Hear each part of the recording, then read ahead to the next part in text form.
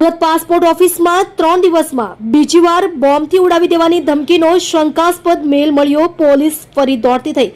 તમિલ ભાષામાં ધમકી મળી. પોલીસની તપાસ તેજ. સુરત શહેરની પાસપોર્ટ ઓફિસમાં સુરક્ષા વ્યવસ્થાને લઈને ફરી એકવાર દોડધામ મચી ગઈ છે. 27 ફેબ્રુઆરીના રોજ મળેલ ધમકીભર્યા મેલ બાદ આજે 2 માર્ચના રોજ ફરી એકવાર તમિલ ભાષામાં શંકાસ્પદ મેલ મળતા તંત્ર હરકતમાં આવ્યું છે.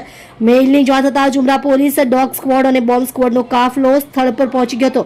સુરતની મુખ્ય રિજનલ પાસપોર્ટ ઓફિસ સહિત ઉધના, નાનપુરા અને દક્ષિણ ગુજરાતના બારડોલી, નવસારી અને વલસાડ કેન્દ્રો પર પણ તપાસ હાથ ધરવામાં આવી હતી. આ વખતે મેલ સંપૂર્ણપણે તમિલ ભાષામાં છે. પ્રાથમિક વિગતો મુજબ તેમાં તમિલનાડુના એક નાગરિક પર કોર્ટ ટ્રાયલ વગર હત્યાનો આરોપ, કસ્ટડી ડેથ અને તમિલનાડુના રાજકારણનો ઉલ્લેખ કરવામાં આવ્યો છે. લાંબી તપાસના અંતે કોઈ શંકાસ્પદ વસ્તુ ન મળતા તંત્રએ રાહતનો શ્વાસ લીધો હતો, પરંતુ કર્મચારીઓ અને મુલાકાતીઓમાં ભયનો માહોલ જોવા મળ્યો હતો. અગાઉનો મેલ અંગ્રેજીમાં હતો, જ્યારે આ મેલ તમિલમાં હોવાથી પોલીસે વિગતો સમજવા માટે તમિલ ભાષાના જાણકારની મદદ લીધી છે. હાલમાં આ શંકાસ્પદ મેલ મોકલનાર શખ્સને ટ્રેસ કરવા માટે સાયબર સેલ સક્રિય બન્યું છે. સુરક્ષાના કારણોસર દક્ષિણ ગુજરાતના તમામ પાસપોર્ટ સેવા કેન્દ્રોને હાલ એલર્ટ પર રાખવામાં આવ્યા છે. આપ જોઈ રહ્યા છો ગુજરાતની સૌથી પહેલા ખબર આપતી સુરત એક્સપ્રેસ ન્યૂઝ ચેનલ.